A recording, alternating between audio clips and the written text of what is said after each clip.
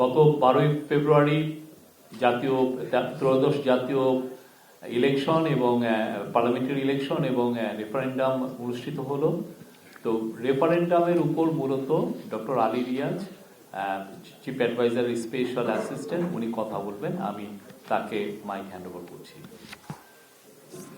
ধন্যবাদ শফিক। আমি একটি লিখিত বক্তব্য পাঠ করব, তারপরে আমরা কিছু প্রশ্ন নেওয়ার চেষ্টা করব। লিখিত বক্তব্যটা পরে আপনাদের কাছে সরবরাহ করার পরিকল্পনা আমাদের আছে। আশা করছি প্রিন্ট হয়ে আসবে এবং আমরা সেটা আপনাদের কাছে পৌঁছতে পারব। প্রিয় সাংবাদিক বন্ধুরা, আপনাদের সবাইকে স্বাগতম। জুলাই জাতীয় সনদের ভিত্তিতে অনুষ্ঠিত গণভোট 2026-এর জনসচেতনতামূলক প্রচার কার্যক্রমের সমন্বয়ের দায়িত্ব পালনের প্রেক্ষাপটে গণভোটের ফলাফল বিষয়ে আজকের এই ব্রিফিংয়ের আয়োজন করা হয়েছে। এতে আপনাদের উপস্থিতির জন্য আন্তরিক ধন্যবাদ। 12ই ফেব্রুয়ারি অনুষ্ঠিত গণভোটে বিপুল সংখ্যাগরিষ্ঠ ভোটার হ্যাঁ ভোটে ভোট দিয়ে একে জয়যুক্ত করেছেন। নির্বাচন কমিশনের দেয়া হিসেব অনুযায়ী গণভোটে ভোট দিয়েছেন 7,76,95,023 জন ভোটার, যা মোট ভোটের প্রায় 60.84%। এর মধ্যে 4,82,660,000 জন হ্যাঁ ভোট দিয়েছেন, যা কাস্ট হওয়া মোট ভোটের 68.06%। না ভোট দিয়েছেন 2,20,71,726 জন ভোটার, যা কাস্ট হওয়া ভোটের প্রায় 31%। লক্ষণীয় যে ভোটারদের 60%-এরও বেশি গণভোটে অংশ নিয়েছেন এবং তা জাতীয় সংসদের নির্বাচনের চেয়েও 1% বেশি। বাংলাদেশের নাগরিকরা অত্যন্ত সুস্পষ্ট এবং দ্বিধাহীনভাবে জুলাই জাতীয় সনদের সংবিধান সংস্কারের প্রস্তাবসমূহের অনুকূলে তাদের রায় দিয়েছেন। এই রায় থেকে এটা স্পষ্ট যে বাংলাদেশের নাগরিকদের বৃহদাংশ আর পুরনো ব্যবস্থায় ফিরে যেতে বা স্থিতাবস্থা বহাল রাখতে চান না। তারা চান পরিবর্তন, রাষ্ট্র ব্যবস্থায় সংস্কার। মাননীয় প্রধান উপদেষ্টা গণভোটের প্রাক্কালে জাতির উদ্দেশ্যে বলেছিলেন, একটি জাতীয় রূপান্তর কখনোই একক সিদ্ধান্ত বা একক শাসনের মাধ্যমে টেকসই হবে না। জনগণই রাষ্ট্রের প্রকৃত শক্তি। পরিবর্তনের চূড়ান্ত বৈধতা আসে জনগণের সম্মতি থেকেই। তাই দেশের ভবিষ্যৎ দিক নির্দেশনা নির্ধারণে জনগণকে সরাসরি সিদ্ধান্ত গ্রহণের সুযোগ দেয়াই হল গণতান্ত্রিক পথের মূল ভিত্তি। এই লক্ষ্যেই আমরা গণভোটের আয়োজন করেছি, যাতে দেশের ভবিষ্যৎ সংস্কারের দিশা নির্ধারণে জনগণ সরাসরি নিজেদের মত প্রকাশ করতে পারেন। জনগণ তাঁর আহ্বানে সাড়া দিয়েছেন। সংস্কারের পক্ষে জনরায় এসেছে।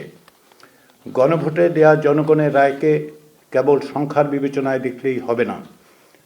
জনগণের এই রায় হচ্ছে 2024 সালের জুলাই আগস্টের গণ অভ্যুত্থানে যারা প্রাণ দিয়েছেন, যারা আহত হয়েছেন, যারা অকুত ভয়ে লড়াই করেছেন, তারা আমাদের ওপর যে দায়িত্ব অর্পণ করেছেন তার স্বীকৃতি। তাদের দেয়া দায়িত্ব পালনের জন্য জনগণের অঙ্গীকার। প্রায় 16 বছর ধরে যে বীরের রক্তস্রোত, মাতার অশ্রুধারা, নির্যাতিতের হাহাকার, তার যেন আর পুনরাবৃত্তি না ঘটে, সেই বিষয়ে প্রাতিষ্ঠানিক কাঠামো গঠনের জন আকাঙ্ক্ষার প্রকাশ। সার্বভৌম জনগণের অভিপ্রায়ের যে প্রকাশ ঘটেছিল 2024 সালের গণ অভ্যুত্থানের মধ্য দিয়ে, তাই পুনর্বার এই রায়ে প্রকাশিত হল। আমাদের এই বিষয়গুলো বিস্তৃত হবার সুযোগ নেই। গণভোটের প্রচার ও জনসচেতনতা তৈরির কাজে আমরা সমাজের বিভিন্ন স্তরের মানুষের কাছ থেকে যে সহযোগিতা ও সমর্থন পেয়েছি, তার জন্য আমরা আন্তরিকভাবে কৃতজ্ঞ। রাজনৈতিক দলসমূহ, প্রশাসনের কর্মকর্তা ও কর্মচারীবৃন্দ, জনসমাজ বা সিভিল সোসাইটির সদস্য ও গ্রামাঞ্চলের বেসরকারি উন্নয়ন সংস্থাগুলো প্রচারের কাজে ব্যাপকভাবে সাহায্য করেছেন। আমি বিশেষ করে উল্লেখ করতে চাই জুলাই শহীদদের পরিবার, জুলাই যোদ্ধা, জুলাই রাজবন্দী, বৈষম্য বিরোধী ছাত্র আন্দোলন, সুশাসনের জন্য নাগরিক সুজন, চাকুরিতে বয়সসীমা বৃদ্ধি, সাধারণ শিক্ষার্থীদের কথা তাঁরা স্বতঃপ্রণোদিত হয়ে সংগঠিতভাবে প্রচার চালিয়েছেন। আমাদের দপ্তরের কর্মচারী ও কর্মকর্তারা অত্যন্ত নিষ্ঠার সঙ্গে অকুণ্ঠ চিত্তে অতিরিক্ত সময় এবং শ্রম দিয়েছেন। এর পাশাপাশি ব্যক্তিগত উদ্যোগে অফলাইনে অনলাইনে অসংখ্য মানুষ প্রচার চালিয়েছেন। তাদের সকলের কাছে আমরা আন্তরিকভাবে কৃতজ্ঞ। সংস্কৃতি বিষয়ক উপদেষ্টা মোস্তফা ফারুকীর নেতৃত্বে তার সহযোগীরা প্রচার ভিডিও তৈরির মাধ্যমে অনলাইনে ভোটারদের উদ্বুদ্ধ করেছেন এবং ভোটের গাড়ির মাধ্যমে তা গ্রামান্তরের মানুষের কাছে সেই বার্তা পৌঁছে দিয়েছেন। তাদের এই প্রচেষ্টা ছিল অভূতপূর্ব এবং অভাবনীয়। তাতে জনগণের যে ব্যাপক সাড়া পাওয়া গেছে তার জন্য আমরা সকলকে ধন্যবাদ জানাই। আমরা মিডিয়া কর্মীদের কাছে, সাংবাদিকদের কাছে আন্তরিকভাবে কৃতজ্ঞ। আপনারা গণভোটের খবর ঘরে ঘরে পৌঁছে দিয়েছেন, আমাদের কাজের দুর্বলতার দিকে মনোযোগ আকর্ষণ করেছেন এবং আমাদের সাফল্যের দিক তুলে ধরেছেন। যারা গণভোটের প্রক্রিয়া পদ্ধতি নিয়ে আমাদের কাজের সমালোচনা করেছেন, আমরা তাদের কাছেও কৃতজ্ঞ। সকলের কণ্ঠস্বর, ইতিবাচক এবং নেতিবাচক সকল কিছুই একটি গণতান্ত্রিক সমাজে অপরিহার্য অঙ্গ।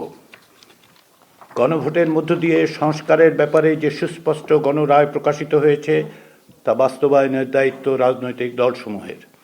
রাষ্ট্র সংস্কারের ব্যাপারে সকল রাজনৈতিক দল অঙ্গীকারাবদ্ধ। ক্ষমতাসীন দল এবং জাতীয় সংসদ ও সংবিধান সংস্কার পরিষদে প্রতিনিধিত্বকারী দলসমূহ এবং সংসদের বাইরেও যেসব রাজনৈতিক দল আছেন তাদের সকলের প্রতি আহ্বান হচ্ছে আলাপ আলোচনার মাধ্যমে ঐক্যবদ্ধভাবে এই গণরায় বাস্তবায়ন নিশ্চিত করতে হবে।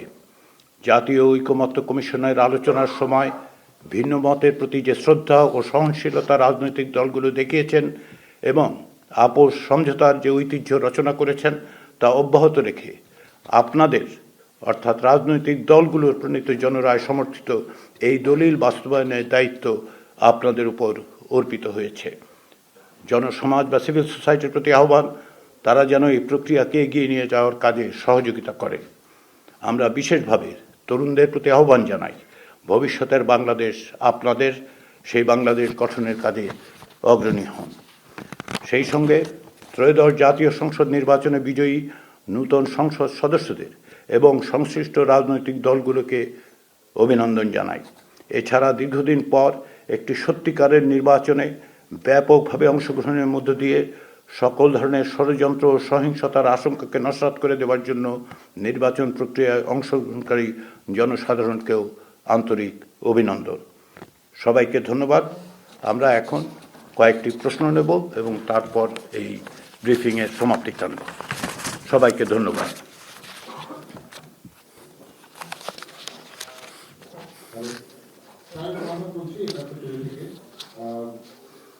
একটা বিষয় শুধু জানতে চাই যে জাতীয় নির্বাচনে 7% কম ভোট পড়েছে, কিন্তু গণভোটে 7% বেশি, অর্থাৎ 7.2% ভোট লাগে। এটা কিন্তু অস্বাভাবিক আপনার কাছে বা আপনাদের কাছে মনে হয় কিনা যে জাতীয় নির্বাচনে ভোট পড়লে এত কম কিন্তু গণভোটে ভোটটা পড়লে বেশি, এমন মনে হচ্ছে? বা আমার কাছেও একটু কনফিউজ লাগে, আপনাদের কাছে লাগে কিনা? না, আমাদের কাছে মোটেই কনফিউশন হয় না দুটো কারণে। এটার একটা ব্যাখ্যা ইসির পক্ষ থেকে আমার জানা মতে ইসির সচিব আক্তার আহমেদ দিয়েছেন। এখন পর্যন্ত জাতীয় সংসদের নির্বাচনের যে সংখ্যা এবং হার দেখানো হচ্ছে সেটা সবগুলো আসনের নয়। এখন পর্যন্ত 3টি আসনের যুক্ত করা হয়নি, 297টি। ফলে এটা যুক্ত করলে সম্ভবত প্রায় নিশ্চিতভাবে বলা যায় যে আসলে জাতীয় সংসদের নির্বাচনের ভোটের হার বাড়বে। এটা হচ্ছে একটা। দ্বিতীয় হচ্ছে অনেকের ক্ষেত্রে, এটা আমরা অনেকের ক্ষেত্রে দেখেছি যে তারা নির্বাচনে ভোট দিতে এসে কেবলমাত্র গণভোটে ভোট দিয়েছেন, অন্য ভোটে কোনো ভোট দেন, এরকম হয়েছে। ফলে এটা খুব অস্বাভাবিকতা, এবং এটা অস্বাভাবিক বলে বিবেচিত হতো যদি আপনি 30-40% ব্যবধান দেখতে পাতেন। 2-1% ব্যবধান, বিশেষ করে 3টি আসনের যখন, আমার ধারণা যে 300 আসনের যখন ফলাফল বেরোবে, অন্ততপক্ষে 299টি আসনের ফলাফল বেরোলে হয়তো এটাই দেখা যাবে যে প্রায় সমান বা হয়তো একটু বেশিও হতে পারে সংসদ নির্বাচনের ভোটে।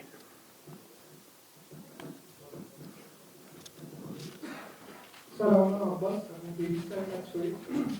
আমি একটা গণভোট নিয়ে আপনি বলেছেন, এর আগেও আমাদেরকে বলেছেন। তো গণভোটে যেহেতু হ্যাঁ জয়যুক্ত হয়েছে, আমরা জুলাই সনদের সবচেয়ে আলোচিত বিষয়গুলোর মধ্যে একটি হচ্ছে নোট অফ ডিসেন্টের বিষয়।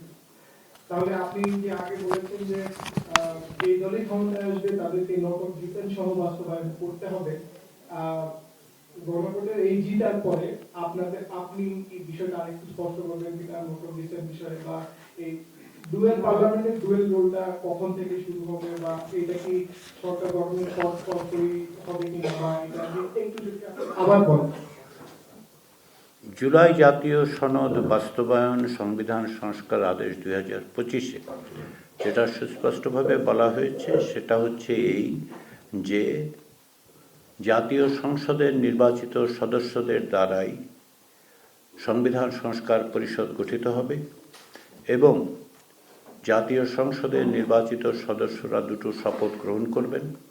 একটি হচ্ছে জাতীয় সংসদের সদস্য হিসেবে এবং আরেকটি হচ্ছে সংবিধান সংস্কার পরিষদের সদস্য হিসেবে। সংবিধান সংস্কার পরিষদের মেয়াদ হিসেবে ওই আদেশে 180 দিনের কথা সুস্পষ্টভাবে বলা হয়েছে। সেই বিবেচনার থেকেই তারা কাজ করবেন। আর নোট অফ ডিসেন্টের বিষয়গুলো এখন একটা জনরায় হয়েছে, যেটা সুস্পষ্টভাবে সুনির্দিষ্টভাবে তারা জনগণ বলছেন যেগুলি বাস্তবায়নের ক্ষেত্রে। তবে নোট অফ ডিসেন্টের বিষয়গুলো সহ অন্যান্য অনেক বিষয়ই আছে যেগুলো যারা নির্বাচিত হয়েছেন, সংখ্যাগরিষ্ঠ দল হিসেবে যারা নির্বাচিত হয়েছেন এবং যারা অন্যান্য সদস্য এবং দল আছেন, আমরা আশা করি যে তারা যে অঙ্গীকার করেছেন সেই অঙ্গীকারের ভিত্তিতে জুলাই জাতীয় সনদ বাস্তবায়নের আদেশের আলোকে তারা তাদের পদক্ষেপ গ্রহণ করবেন। এটা আমরা বিশ্বাস করতে চাই। আমরা আশা করি যে তারা একইভাবে যেহেতু এক জনরায়ের মধ্য দিয়ে তারা সংসদের সংখ্যাগরিষ্ঠতা এবং সদস্যপদ লাভ করছেন, সবগুলো দল যাদের প্রতিনিধি, তাদের এই দায়িত্ব আছে এবং তারা নিঃসন্দেহে জনরায়ের এই দুটো দিককেই বিবেচনায় নেবেন। এটাই আমাদের প্রত্যাশা। আমি আজকে পত্রিকা গণভোটের প্রশ্নের উচ্চকক্ষ ছিল সংগ্রামী দলকে, কিন্তু আমাদের যে বিজয়ী রাজনৈতিক দল তাদের আসনের অনুপাতে উচ্চকক্ষ। এক্ষেত্রে আসলে কি মানে ওনার নিশ্চয়তা ছিল যে আসনের অনুপাতে উচ্চকক্ষ? বাংলাদেশ জাতীয়তাবাদী দলের পক্ষ থেকে দেয়া ম্যানিফেস্টোতে যেটা বলা হয়েছে সেটা হচ্ছে যে তারা আসন অনুপাতে, এটা তারা জাতীয় ঐক্যমত্য কমিশনের আলোচনার সময় বলেছেন। এটা একটি রাজনৈতিক দলের অবস্থান এবং ম্যানিফেস্টো, তারা সেটি তাদের ম্যানিফেস্টোতে প্রকাশ করেছেন। ফলে আমরা যেভাবে বিবেচনা করছি এটা তাদের দলগত অবস্থান। এখন জনরায় তারাও পেয়েছেন, একই সঙ্গে গণভোটেও যেটা বিধৃত হয়েছে সেটা ভিন্ন রকম। আমি বিশ্বাস করতে চাই যে রাজনৈতিক দলগুলো, বিশেষ করে যেহেতু আপনি বাংলাদেশ জাতীয়তাবাদী দল বিএনপির কথা উল্লেখ করেছেন, আমাদের মনে রাখতে হবে যে বাংলাদেশের রাজনীতিতে বিএনপি বিভিন্ন সময় বড় বড় ধরনের সংস্কারের ক্ষেত্রে অগ্রণী ভূমিকা পালন করেছেন। আমি এই বিষয়ে বিশেষভাবে উল্লেখ করতে চাই 1991 সালের নির্বাচনে যদিও জাতীয়তাবাদী দল সংসদীয় ব্যবস্থার কথা বলেননি, কিন্তু সংখ্যাগরিষ্ঠতা পাওয়া সত্ত্বেও সরকার গঠনের পরেও বাংলাদেশের মানুষের যেহেতু একটা আকাঙ্ক্ষা ছিল যে সংসদীয় ব্যবস্থায় প্রত্যাবর্তনে, সেক্ষেত্রে বাংলাদেশ জাতীয়তাবাদী দলের তৎকালীন প্রধানমন্ত্রী খালেদা জিয়ার নেতৃত্বের সরকার এবং সংসদ সেই বিষয়ে সংবিধানের সংশোধন করেছেন এবং গণভোটের মধ্য দিয়ে জনসম্মতি নিয়েছেন। আমরা এটাও দেখেছি যে বিভিন্ন সময় জুলাই গণঅভ্যুত্থানের আগের থেকে বিভিন্ন রাজনৈতিক দল, বিশেষ করে জাতীয়তাবাদী দল, তাদের সংস্কারের কর্মসূচি দিয়েছিলেন, অর্থাৎ সংস্কার করার বিষয়ে তাদের অঙ্গীকার সুস্পষ্ট। এবং বিএনপি অতীতেও যখন ক্ষমতায় থেকেছে বড় বড় ধরনের সংস্কার প্রক্রিয়ায় তারা অগ্রণী ভূমিকা পালন করেছেন। আলাপ আলোচনার মধ্য দিয়ে সেই জায়গায় তারা এসেছেন, তাদের অবস্থান সংস্কারের পক্ষে।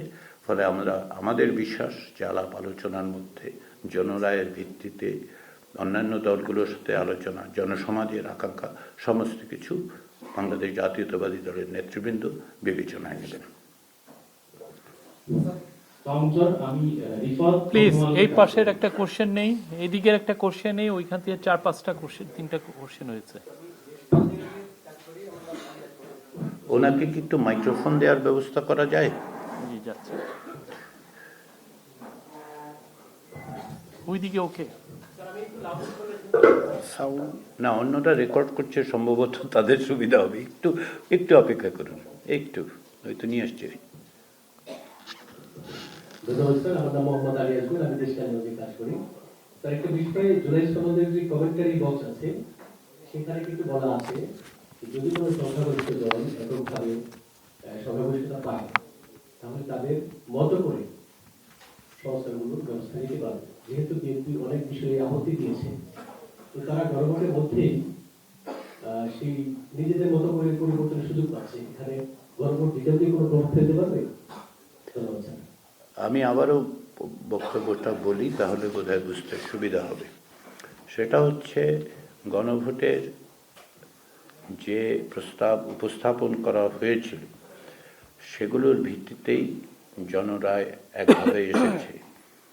এবং আমি একটু আগেই যেভাবে বলেছি, বাংলাদেশ জাতীয়তাবাদী দল সবসময় অ্যাডাপ্টেবিলিটি দেখিয়েছে এবং তারা তাদের মতো করে যেমন অগ্রসর হয়েছে, তারা আসলে জনগণের আকাঙ্ক্ষার প্রতিফলন ঘটানোর জন্য অগ্রণী ভূমিকাই পালন করেছে বিভিন্ন সময়। ফলে আমরা আশা করতে পারি যে তারা এইগুলো বিবেচনায় নিয়েই তারা দেশ শাসনের ক্ষেত্রে এবং সংবিধান সংস্কারের ক্ষেত্রে অগ্রসর হবে। শুধুমাত্র আক্ষরিক অর্থে বিবেচনার চেয়ে আমার মনে হয় যে এটা বিবেচনা করা যথাযথ হবে যে রাজনৈতিক দল হিসেবে সব দলই তাদের প্রাজ্ঞতার প্রকাশ ঘটাবেন এবং জনগণের যে আকাঙ্ক্ষা, সেই আকাঙ্ক্ষার প্রতি যেহেতু তারা অঙ্গীকারাবদ্ধ, তারা দীর্ঘদিন ধরে সংগ্রাম করেছেন, নিপীড়িত হয়েছেন, তাদের যেই নিপীড়ন নির্যাতনের মুখেও তারা যে দৃঢ়তা দেখিয়েছেন, সব রাজনৈতিক দল, বড় দল হিসেবে বাংলাদেশ জাতীয়তাবাদী দলও নিঃসন্দেহে সেটা মোকাবিলা করেছেন। আমাদের আশা বিশ্বাস যে তারা এগুলিকে বিবেচনায় নেবেন। চূড়ান্ত কথাটা বলার জন্য সময় এখনো আসেনি, কারণ প্রক্রিয়াটা মাত্র শুরু হচ্ছে। জাতীয় সংসদ এবং সংবিধান সংস্কার পরিষদ বসবে, আলাপ আলোচনা হবে, বিভিন্ন বিষয়ে ব্যাখ্যার প্রশ্ন উঠবে। সেগুলো রাজনৈতিক দলগুলোর মধ্য থেকেই এটার সমাধান নিঃসন্দেহ হবে। আমি আমার বক্তব্যে জাতীয় ঐক্যমত্য কমিশনের আলোচনায় সকল রাজনৈতিক দলের অংশগ্রহণের কথা উল্লেখ করেছি এই কারণে, এটা আপনাদের সামনেই ঘটেছে এবং আপনারা দেখেছেন যে প্রত্যেকটি রাজনৈতিক দল অত্যন্ত আন্তরিকতার সঙ্গে, নিষ্ঠার সঙ্গে, সময় দিয়ে এবং বিবেচনা করেই আসলে অংশগ্রহণ করে অগ্রসর হয়েছেন এবং প্রচুর সময় তারা দিয়েছেন, যেগুলো তাদের সাংগঠনিক কাজের থেকে বের করে এনে দিয়েছেন। ফলে আমরা আশা করি যে তাদের এই অঙ্গীকার, তাদের এই আন্তরিকতা, তাদের এই প্রচেষ্টা সংস্কারের অব্যাহত থাকবে।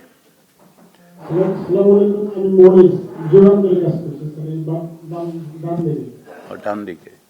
ও আচ্ছা, আপনি ক্যামেরার পিছন থেকে কথা বলছেন, সেজন্য আড়াল করে ফেলছি মনে হয়। মাইক্রোফোনটা আরেকটু দূরে রাখেন। হ্যাঁ, আমি যেটা বলতে চাই স্যার, আপনি তো সনদ বাস্তবায়নের বিষয়টি আপনার বক্তব্য যেটা বিএনপির মার্চের উপর ছেড়ে দিলেন এটা, কিন্তু গণভোটে হলো যে পেয়ার পদ্ধতিতে উচ্চকক্ষ গঠন বিএনপি বলতেছে আসন ভিত্তিক, এটা আইনগতভাবে মানতে বাধ্য কিনা গণভোটে যেটা উঠে গেছে।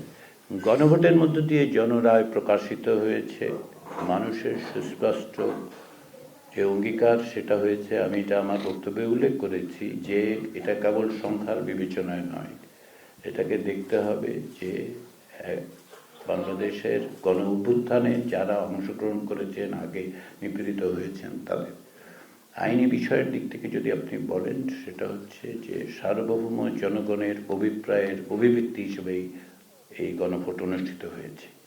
ফলে রাজনৈতিক দল, শুধুমাত্র বাংলাদেশ জাতীয়তাবাদী দলের কথা আপনারা বারবার বলছেন, আমি মনে করি সকল রাজনৈতিক দলেরই এই ব্যাপারে নৈতিক এবং রাজনৈতিকভাবে তাদের এক ধরনের দায়বদ্ধতা আছে এবং সেই দায়বদ্ধতাটা তারা বাস্তবায়নের ক্ষেত্রে কাজে লাগাবেন।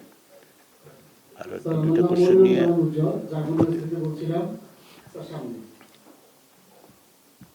স্যার জাগো নিউজ থেকে মনিরুজ্জামান উজ্জ্বল বলছিলাম। ও আচ্ছা, বেশি কাছে। স্যার, আপনি বারবার আসার কথা বলছেন এবং রাজনৈতিক দলগুলো সঠিক সিদ্ধান্ত নেবে এমনটা ধরে নিয়ে যদি বলি, তাহলে আপনি এটার সাথে ওতপ্রোতভাবে জড়িত ছিলেন। সামনের দিনগুলোতে বাংলাদেশকে এগিয়ে নিতে হলে কোন গণভোটে কোন বিষয়টা প্রায়োরিটি দেওয়া উচিত? আর মনিরের সাথে আমি এটা একটু ক্লিয়ার করতে চাই যে সনদে স্বাক্ষর করেছে বিএনপি, কিন্তু তারাও তো মেজরিটি পেয়েছে। তারা যদি মনে করে যে মেজরিটি পিপল আমাদেরকে রায় দিয়েছে, আমরা আমাদের মতো করে কাজ করব, সেটা তারা পারবে কিনা? এক্ষেত্রে কোনো আইনগত বাধা রয়েছে কিনা?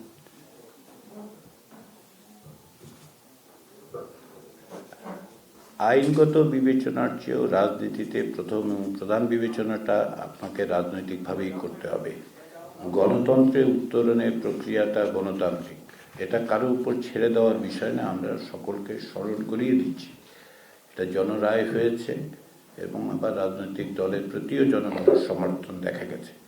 ফলে এর মধ্যে একটি সমন্বয় করতে হবে এবং সমন্বয়ের দায়িত্বটা রাজনীতিবিদদের। এটা কারো, আপনি বলছেন কারো মার্সির উপর ছেড়ে দেওয়া, এটা মার্সির উপর ছেড়ে দেওয়া নয়।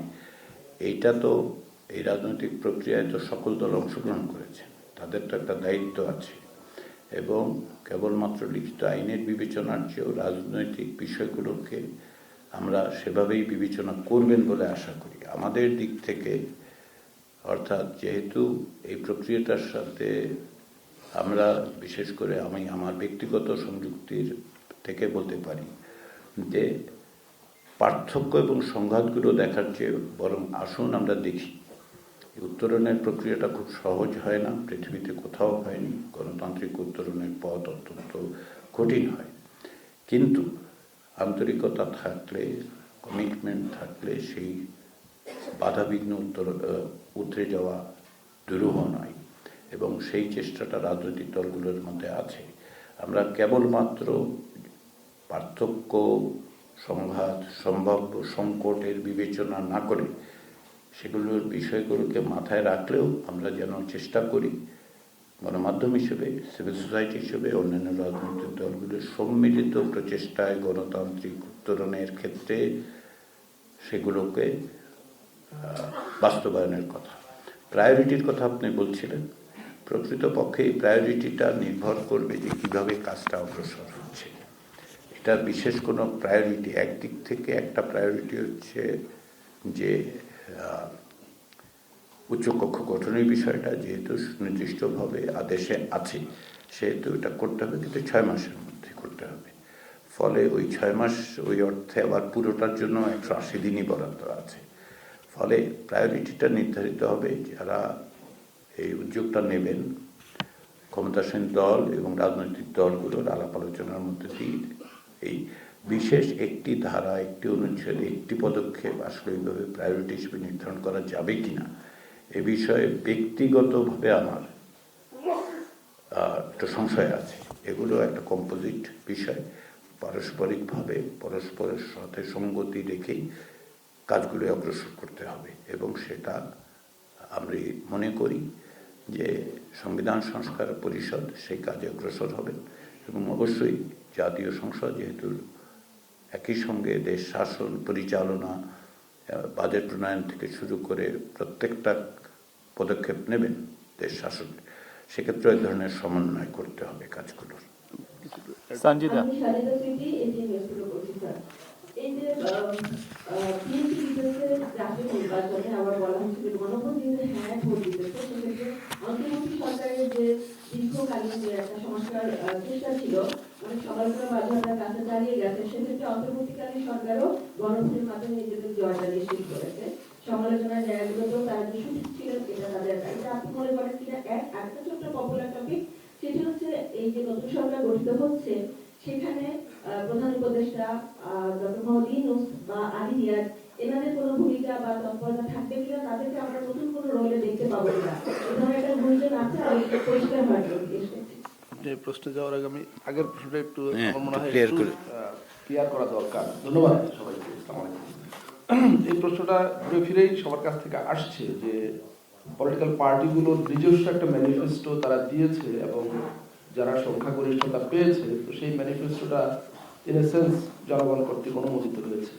পাশাপাশি আবার গণভোটও হয়েছে এবং গণভোটও উত্থাপিত বিষয়গুলো অনুমোদিত হয়েছে। এখন কোনটা অগ্রাধিকার পাবে? এক্ষেত্রে একটা বিষয় যে দেখুন, প্রত্যেকটা পার্টি তাদের নির্বাচনী ইশতেহার ঘোষণা করেছে এবং অ্যাপারেন্টলি সেটা যারা সংখ্যাগরিষ্ঠতা পেয়েছে তারা জনগণ কর্তৃক তাদের ইশতেহার অনুমোদিত হয়েছে। এটাই ধরে নেওয়া স্বাভাবিক বা এটাই বাস্তব। কিন্তু আমরা জানি যে গণভোটে কি বিষয় উত্থাপন করা হয়েছিল, জনগণের সামনে কি প্রশ্নটা রাখা হয়েছিল যে আমাদের বিদ্যমান সংবিধানের বড় রকমের সংস্কার প্রস্তাব, প্রায় 48টি সুপারিশ বিভিন্ন ক্যাটাগরিতে, 4টি ক্যাটাগরিতে জনগণের সামনে উত্থাপন করা হয়েছে এবং আমরা দেখেছি জনগণ সেটা অনুমোদন করেছে।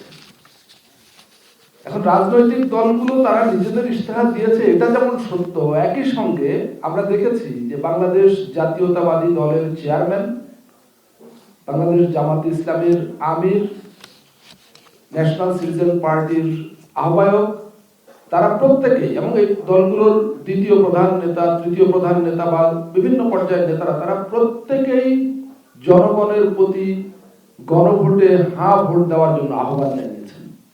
সুতরাং গণভোটে যে হ্যাঁ জয়ী হয়েছে, এটা তো কেবলমাত্র সরকারের এজেন্ডা না, এটা রাষ্ট্রের এজেন্ডা এবং সেই হিসাবে সরকার, রাজনৈতিক দলগুলো যারা ভোটে অংশগ্রহণ করেছে প্রত্যেকের এজেন্ডা।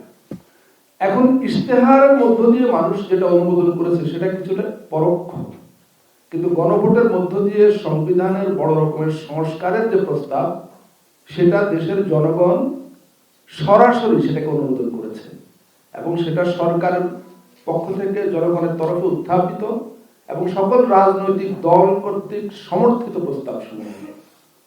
এটা আমার কাছে মনে হয় যে এভাবে দেখা যেতে পারে। ধন্যবাদ। আপনার দুটো প্রশ্নের একটা হচ্ছে এই যে এটা সরকারেরও মানে অবস্থানকে ভ্যালিডেট করলো কিনা। আমরা সেভাবে দেখছি না। আমরা এভাবে দেখছি না এই কারণে যে এটা সরকারের এজেন্ডা নয়। সরকারের পক্ষ থেকে কমিশন গঠন, ঐকমত্য কমিশন হচ্ছে প্রক্রিয়াটাকে সহজতর ফ্যাসিলিটেট করা। এই এজেন্ডা রাজনৈতিক দলের, সকল রাজনৈতিক 30টির বেশি রাজনৈতিক দল ও জোটের সঙ্গে দীর্ঘ আলাপ আলোচনার মধ্য দিয়েই আসলে সনদ তৈরি হয়েছে এবং সেগুলো বাস্তবায়ন করার জন্য গণভোটে, যেটা মনির হায়দার উল্লেখ করলেন, সকল রাজনৈতিক দল সুস্পষ্টভাবে তাদের শীর্ষ পর্যায় থেকে জনগণের প্রতি আহ্বান জানিয়েছে।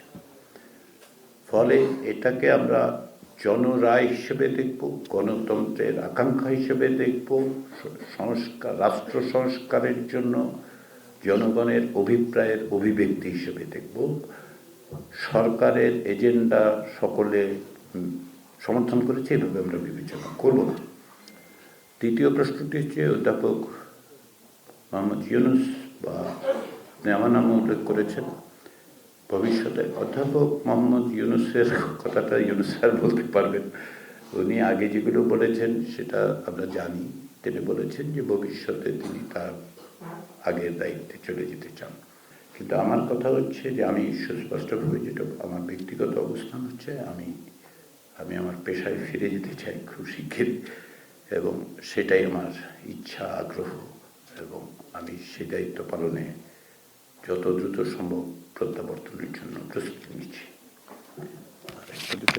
আমরা আর দুটা কোশ্চেন নিব please.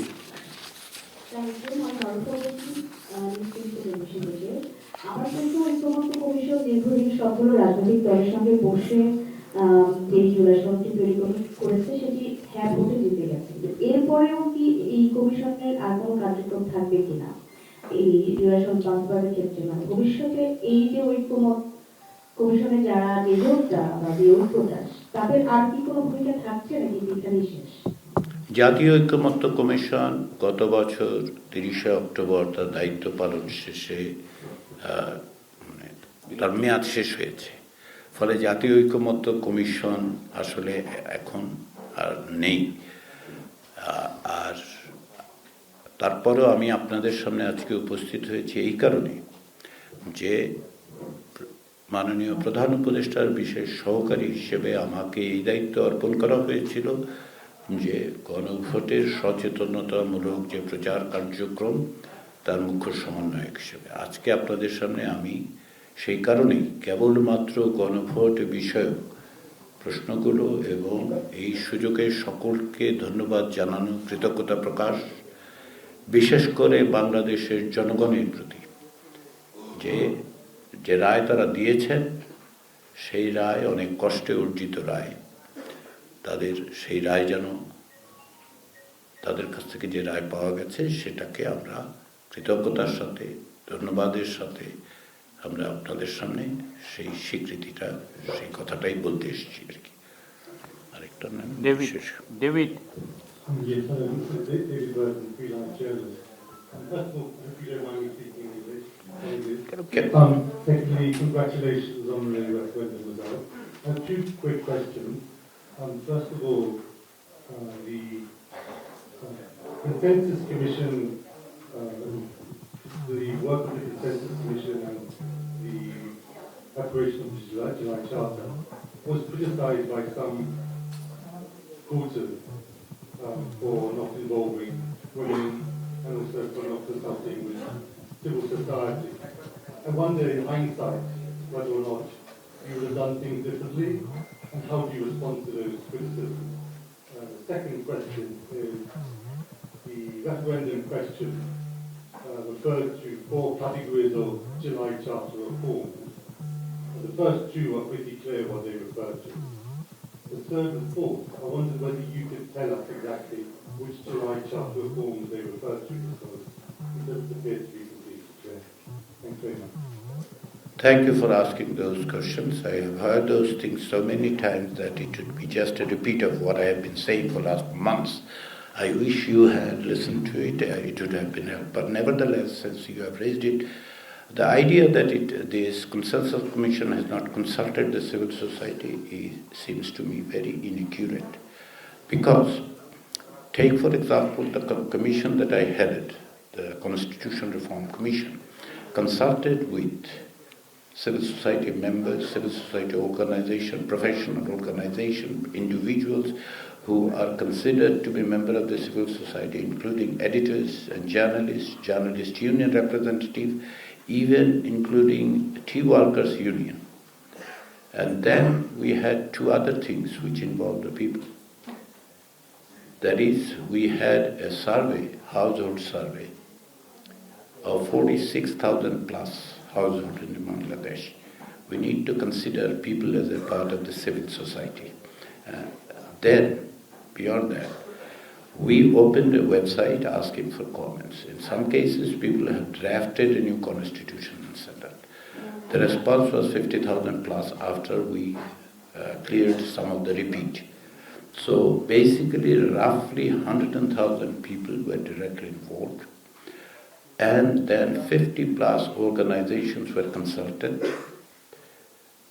And based on that, the reform recommendations were made. To my understanding, similar process or pretty much similar process have been followed by some other reform commission. So the understanding and apparent allegations that the civil society was not involved in Consensus Commission deliberation seems to be inaccurate. Besides, when the Consensus Commission was appointed, the terms of reference were very clear from the government that it would consult political parties and forces with regard to the reforms. So within that TOR, we have engaged the political parties and alliances on a 3 stages. So that is how we concluded, and we means, in this instance, we means the political parties, alliances, and the Consensus Commission. Having said that, let me come to the second point that is there about the third and fourth issues. The referendum had put out 48 issues, and 2 were very categorical, 2 sets were very categorical. For example, if you take one, number one, you would see that one or two state institutions have been referred to, and then say like, because that is there. Number three has been mentioned about several of those options. If I have to go through those, it will take time, but I would request you to read the remainder of those proposals. If you take the second one, it is very specific with respect to upper house. So the third one involves those which are excluded from first and second, and that is delineated in the charter itself. And the fourth one is that there are other issues that the political parties would be addressing as they have made pledges. So that is how it has been framed. I hope that responds to your question, and I think that brings us to an end of this. সবাইকে ধন্যবাদ।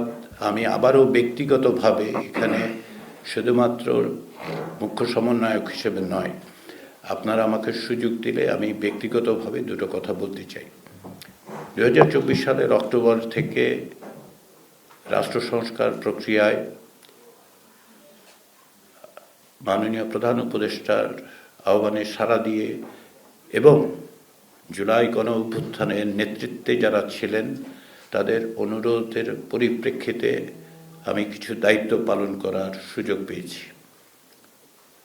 বাংলাদেশে একটি গণতান্ত্রিক উত্তরণের জন্য ব্যক্তিগতভাবে আমি দীর্ঘ সময় ধরে আমার সীমিত সাধ্য দিয়ে চেষ্টা করেছি, এবং তারই অংশ হিসেবেই আমাকে যখন এই সুযোগ দেওয়া হয় আমি সেই সুযোগটি গ্রহণ করেছি, এবং আমি এই জন্য অত্যন্ত গর্বিত। আমি সকলের কাছে কৃতজ্ঞ যে আমার এইরকম একটি ঐতিহাসিক প্রক্রিয়ায় সামান্য অবদান রাখার সুযোগ আমার তৈরি হয়েছিল, এবং এই প্রক্রিয়ায় আমি যে সহযোগিতা সকলের কাছ থেকে পেয়েছি ব্যক্তিগতভাবে আমি তার জন্য সেজন্য সকলের কাছে কৃতজ্ঞ। বিভিন্ন রকম আলাপ আলোচনা সমালোচনা সমস্ত কিছুই আমাকে সহযোগিতা করেছে, এবং যে সমস্ত কমিশনে আমি কাজ করেছি সে সমস্ত সহযোগীরা আমার সাথে যে সমস্ত কর্মকর্তা কর্মচারীরা কাজ করেছেন তাদের প্রত্যেকের সহযোগিতার মধ্য দিয়ে আমার পক্ষে এই দায়িত্ব পালন করা সম্ভব হয়েছে। সেক্ষেত্রে আমার সীমাবদ্ধতার জন্য আমি ক্ষমা প্রার্থী, কিন্তু আপনাদের সকলের সহযোগিতার জন্য আমি কৃতজ্ঞ। আমি বিশেষভাবে কৃতজ্ঞ গণমাধ্যম এবং গণমাধ্যমের সাংবাদিকদের কাছে। আপনারা এই প্রক্রিয়ায় শুধু ব্যক্তি হিসেবে নয়, প্রক্রিয়ায় আপনারা যে ভূমিকা রেখেছেন, আমি আশা করি ভবিষ্যতে স্বচ্ছতা জবাবদিহিতা এবং গণতান্ত্রিক একটি রাষ্ট্র গঠনের জন্য যে প্রক্রিয়ায় তাতে আপনারা একইভাবে যুক্ত থাকবেন। আমার ব্যক্তিগত জায়গা থেকে আমি আপনাদের সকলকে আন্তরিকভাবে ধন্যবাদ জানাচ্ছি। ধন্যবাদ। আমাকে তো দেন একই লাইনে সুযোগটা নেই। আমার একটু বেশি রিয়াজ ভাই শেষে যে কথাগুলো বললেন একই লাইনে আমার বেশি বলা দরকার এই কারণে যে আমি যেহেতু একজন সাংবাদিক, শফিক ভাইয়ের ক্ষেত্রে এটা প্রযোজ্য। যদিও সরাসরি সংবাদ মাধ্যমের সঙ্গে কাজ নয়, কিন্তু এমন একটা এজেন্ডা নিয়ে যে কাজে যুক্ত হয়েছিলাম বা আমাকে যুক্ত করা হয়েছিল, যে কাজটার সঙ্গে সংবাদ মাধ্যমের সংবাদ কর্মীদের খুব নিবিড় একটা কাজের সম্পর্ক তৈরি হয়েছিল গত 1 বছরের বেশি সময়ে। একজন নাগরিক হিসাবে তো বটেই, একজন সাংবাদিক হিসাবে এই ঐতিহাসিক প্রক্রিয়ার সঙ্গে যুক্ত হওয়াটা আমার জন্য খুবই সৌভাগ্যের এবং তৃপ্তির একটা ব্যাপার ছিল, কারণ আমি সাংবাদিকতার পাশাপাশি অ্যাক্টিভিজমে জড়িত ছিলাম। আমি এখন মাইক্রোফোনটা নিলাম এই সুযোগটা নেওয়ার জন্য যে আমি প্রতি মুহূর্তে অনুভব করি যে আমার ভাই বোনেরা যারা সাংবাদিকতার সূত্রে আমাদের এই কাজের সঙ্গে যোগাযোগ করেছিলেন, যুক্ত হয়েছিলেন, তাদের অনেকেরই টেলিফোন কল অনেক সময় আমি ধরতে পারিনি। পরবর্তীতে কাউকে হয়তো কল ব্যাক করে কথা বলেছি, কিংবা অনেক বেশি সময় নিয়ে কথা বলতে পারিনি। তা আমি সবার কাছে একেবারে আনকন্ডিশনাল ভালোবাসা সহ ক্ষমা চাই যে কেউ যদি আমার উপরে কোনো রকম মন খারাপ, মন কষ্ট বা কার মধ্যে কোনো দুঃখবোধ থাকে, আমি ক্ষমা চেয়ে নিচ্ছি। আমি আপনাদেরই লোক, আপনাদের হয়েই একটা ঐতিহাসিক কাজের সঙ্গে সম্পর্কে যুক্ত হয়েছিলাম। আবার আপনাদের কাছেই ফিরে আসছি। রবীন্দ্রনাথকে উদ্ধৃত করে যদি বলি, মোর নাম এই বলে খ্যাত হোক, আমি তোমাদেরই লোক, আর কিছু নয়, এই আমার শেষ পরিচয়। সবাই অনেক ধন্যবাদ।